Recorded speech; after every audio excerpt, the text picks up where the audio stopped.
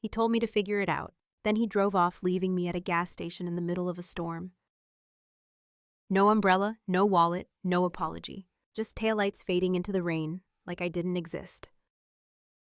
He thought I'd panic. He thought I'd fall apart. He had no idea.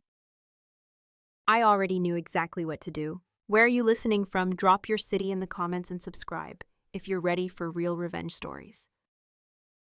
The umbrella she held was beige, too elegant for the storm, too familiar for a stranger. She stepped through the gas station doors like she'd done it 1,000 times, heels tapping against wet tile, coat collar turned up just enough to say she was here for a reason, not someone passing through. She glanced at me, paused, then walked right past, eyes scanning the drink aisle as if I didn't exist. But I knew her. Not from neighborhood brunches or PTA meetings. No. From boardrooms, from renderings, from fundraisers, from the faint trace of her perfume on Jasper's scarf 2 winters ago. Her name was Elise Varnell. 35, real estate investor. The kind of woman who always called Jasper Jasp even when I was in the room. We met at a coastal design gala 4 years ago. I was helping arrange seating. Jasper insisted on having me involved in everything front-facing. He said it made him look grounded. Elise wore red silk that night, low-back, bold earrings, and the kind of laugh that made men lean in. She complimented my necklace, said Jasper was brilliant, asked if we were newlyweds. We'd been married 6 years. I brushed it off. I wanted to believe she was just another rich woman playing attention games with a married man who wouldn't dare. But over the years, her name started appearing more often. In Jasper's mouth, on event lists, even on floor plans. She wasn't just a client, she was a creative partner, then a strategic asset, then nothing at all because Jasper stopped mentioning her altogether. And that silence, that's when I knew she was everything he didn't want me to notice. I'm Naomi Thorne. I'm 41. Born in D.C., built my career in finance in Manhattan. For 12 years, I was the woman executives called when they needed a second brain and a cleaner exit. Then I met Jasper. He was charming in that disheveled genius way. His sketches were messy, his shirts never fully pressed, but his eyes, his words, they pulled people in. He said he needed a partner who saw things structurally, not just in buildings, but in life. That was me. I left the city, married him, moved to Newport, invested everything into Thorne Studio and design. He called me his foundation, said he couldn't build anything without me. Funny, foundations don't get their names on the brochures. The first real crack came last Christmas. We were hosting his annual client cocktail at the house. Caterer's jazz trio, mulled wine, the usual polished chaos. Jasper was making rounds when Elise walked in, late, alone, wearing champagne velvet and that same indifferent smile. She hugged him like they hadn't seen each other in months, held on too long, then handed him a leather-bound notebook, something we sketched last weekend, she said. We'd been visiting his mother that weekend. I remember the way Jasper blinked once sharply, then laughed like it was an inside joke. I excused myself, refilled wine, smiled at guests, but my hands shook while slicing the brie. After that night, little things piled up like snow on a weak roof. Jasper started working from client sites more, coming home smelling like cedar and women's shampoo, blocking his calendar for quiet drafting time, and locking the studio door. He told me I was imagining things, that I was reading too much into nothing. But I know numbers, I know flow, and I know when something isn't balancing. Invoices from restaurants we'd never visited, hotel stays in Boston billed to vendor research, one reservation at a vineyard in Connecticut under her name but using our company card. He was bold but not smart. The final push came 2 weeks ago. I found a letter, not to me, to her, handwritten, tucked into his sketch pad. He said she made him feel free, said he was tired of being the man his wife wanted instead of the man he really was. I read it 3 times, no mention of guilt, just anticipation. That night I printed out every bank statement, every project ledger, every file I had access to since day 1 of the company. I didn't cry, I didn't confront. I just filed them into 3 folders: legal, financial, and my exit. Now here I was, soaked to the skin, hair stuck to my face, clothes clinging like desperation. And she. Elise was dry, calm, flipping through snacks like this was a casual stop before a beach house weekend. She didn't even look surprised to see me, because she knew exactly where Jasper had dropped me. I used to wonder what kind of woman would do that to another woman. Now I knew, the kind who holds a beige umbrella in a storm she helped create. The first real sign came over dinner, 3 days before the storm. We were seated at Shoreline 47, his favorite restaurant, not mine. Glass walls, open kitchen, waiters trained to disappear.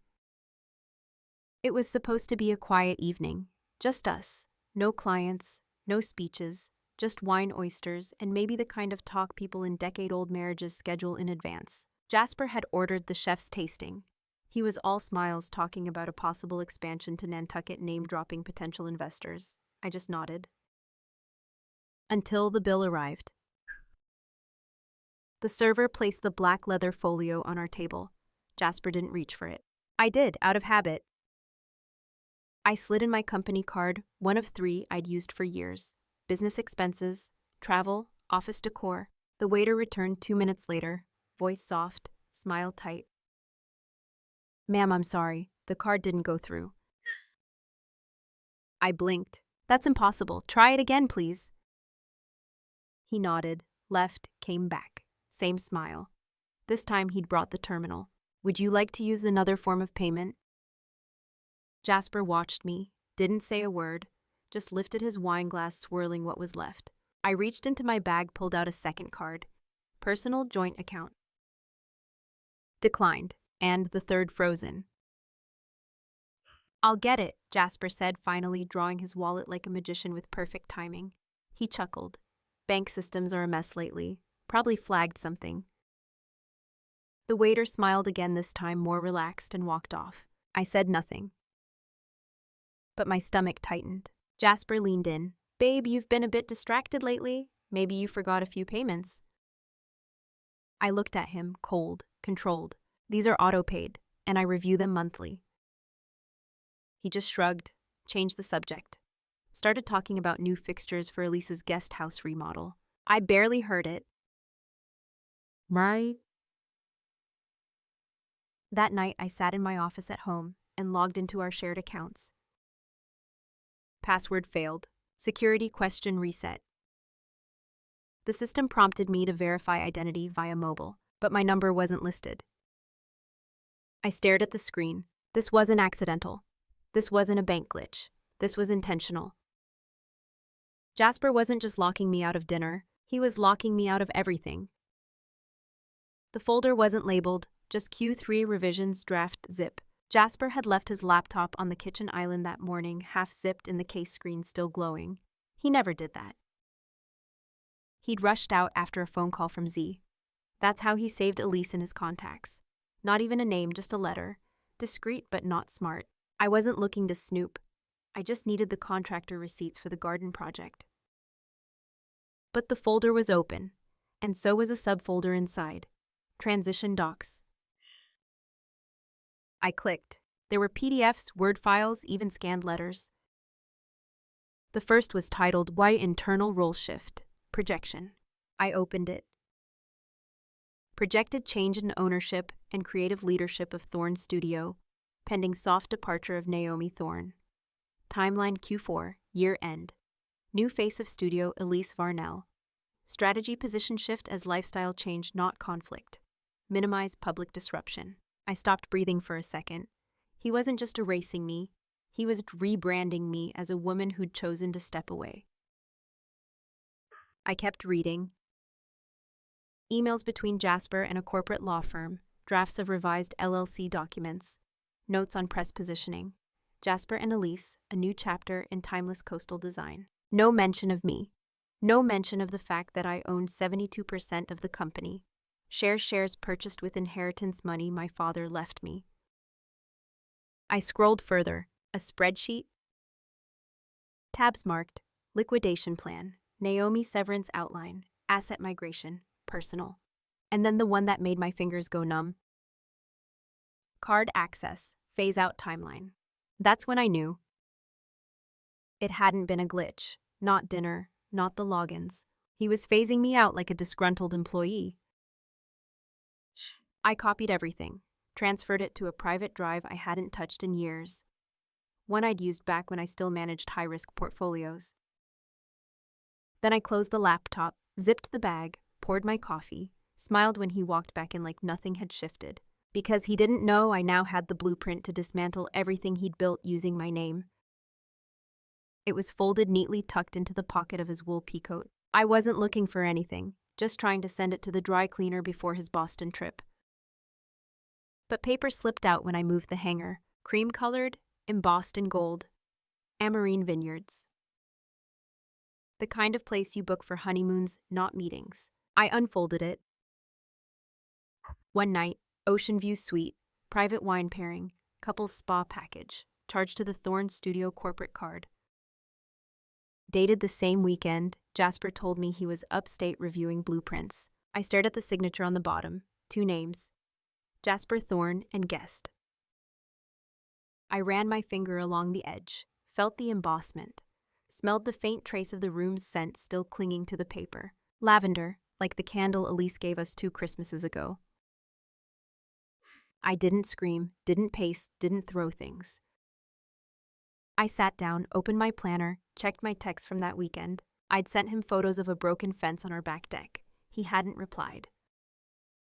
Said reception was bad, mountain air low signal. Now I knew the only mountains he'd seen were the folds in Elisa's silk dress while drinking Merlot in someone else's bed.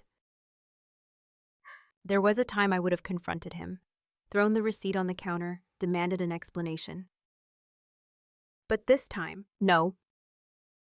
This wasn't about betrayal anymore. This was about positioning. If he wanted to rewrite me as the wife who stepped down, I'd rewrite him as the man who built an empire on embezzled trust and borrowed time. I slipped the receipt into a folder marked COD, physical evidence, placed it under lock in my home safe, next to the prenup, and the original property titles of the land his studio sat on. He didn't know I still had those. He didn't know a lot of things. And soon, neither would anyone else believe he ever had the upper hand. He pulled over without warning, right after the bridge, right before the Shell station that never closed.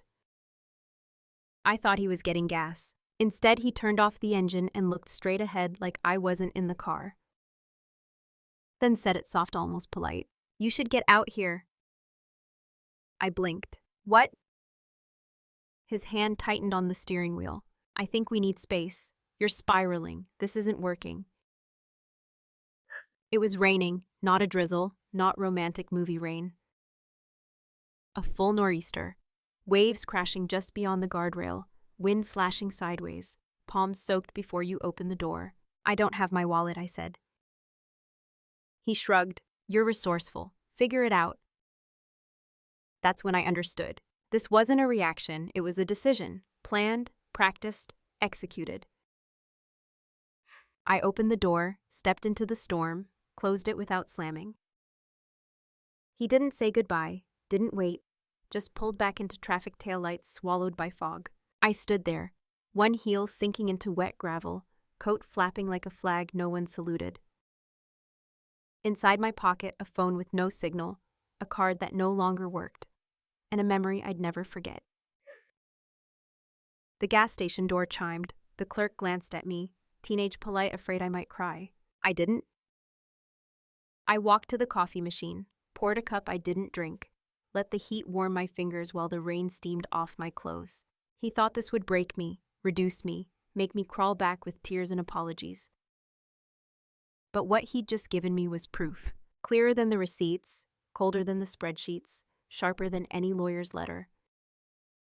He'd chosen humiliation over conversation. That was the last favor he ever did for me. I walked to the corner of the station, sat down with my back to the wall, opened my notes app, and typed a single line. Initiate full extraction, 48 hours. I sat in the back corner of the gas station plastic chair beneath me, still sticky from old vinyl coffee untouched on the windowsill. My coat dripped quietly, each drop like a second lost to a man who no longer deserved my time. A teenage girl behind the counter offered me napkins. I nodded, took them, but didn't say thank you. Not because I was rude, but because I was somewhere else entirely. The flashback came uninvited. Our first house, small, cold in the winter. I had just landed a promotion in Manhattan.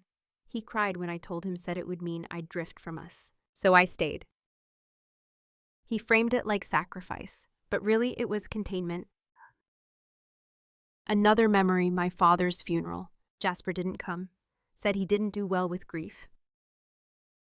But he came the next morning to remind me about the signature needed for the land title transfer. Said it would help with tax sheltering. Said you don't want probate issues, do you? I signed. I'd been giving up pieces of myself for years, tiny ones, edges, corners. So gradually I didn't notice the hollow at the center. Until now, until the storm, until the umbrella I didn't have, until the blank stare of a man who once called me his compass. I opened my phone, switched to the encrypted folder, toggled location sharing to my log off-site legal team, then texted one word, now. The plan had been sitting in draft for 6 months. I'd written it on a sleepless night after Jasper forgot my birthday. Instead of candles, I got silence. Instead of flowers, I found lipstick on a collar that wasn't mine. The document was called Exit Protocol NT. It had 4 parts. 1. Freeze all shared accounts. 2. Reclaim all intellectual property filed under the studio. 3. Trigger review of partnership legality based on undisclosed romantic entanglements with investors. 4. Activate contingency trustee for the land deed, removing his operational rights without warning. By the time my coffee cooled, step 1 was done. Bank confirmed assets inaccessible. Emails queued for delivery at 6:00 a.m. The man who left me in the rain, he'd wake up to a very different storm. Not weather, paperwork. For 8 years, I let him take up all the space in the room, in meetings, in conversations, in our marriage. But the thing about being quiet for so long is that when you finally speak, it echoes. And that night, the rain wasn't the only thing falling. By 6:12 a.m., the first emails were sent. Legal notices, ownership documents, financial forensics compiled neatly into a PDF bundle called Thorne Asset Review 2023, Final. Each recipient carefully chosen. Jasper's 2 silent investors. The local licensing board. The Newport Herald business editor. And one woman, his mother. I didn't need her approval, just her silence. The subject line read, Action required. Internal irregularities and ownership restructuring. I knew Jasper never checked email before 9. Which gave me a 3-hour lead. 3 hours to make the truth public before he could spin his story. I called Ezra, my father's old attorney. He'd retired to Vermont, but never truly stopped working. His voice was calm. Are we greenlighted? Yes, I said. Every document, every clause. He paused. You're sure? I was left at a gas station last night, Ezra. So yes, I'm sure. He exhaled. Then let's burn this down properly. The studio was built on a parcel of land deeded from my father's estate. Jasper never owned it. He thought he did, because I let him believe it. But the deed still sat in a fireproof box under my name, filed and sealed by Ezra, activated now through a simple clause, that if the named secondary Jasper Thorne ceases to act in the legal and ethical interest of the primary Naomi Thorne, his claim shall be nullified. The proof, all attached in last night's folder. Emotional betrayal doesn't hold up in court. But preloaded severance plans. They do. At 7:20 a.m., I was already outside the studio. From across the street, it looked exactly like we'd dreamed modern coastal glass.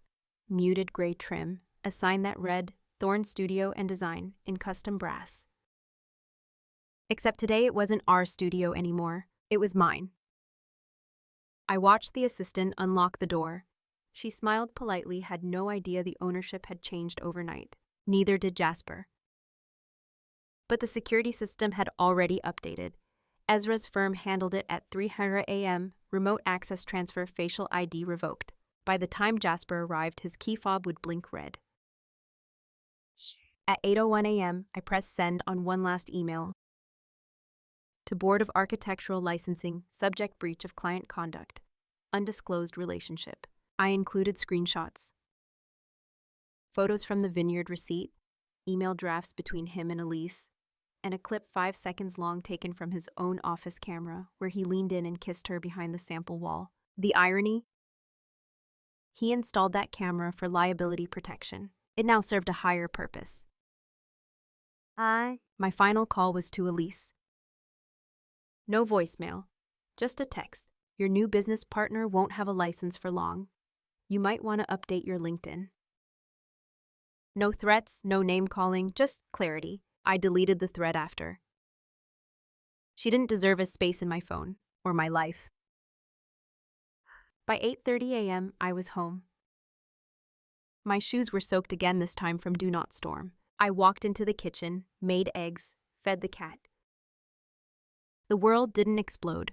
There were no sirens, no dramatic music, just the slow, quiet undoing of a man who thought I'd never fight back.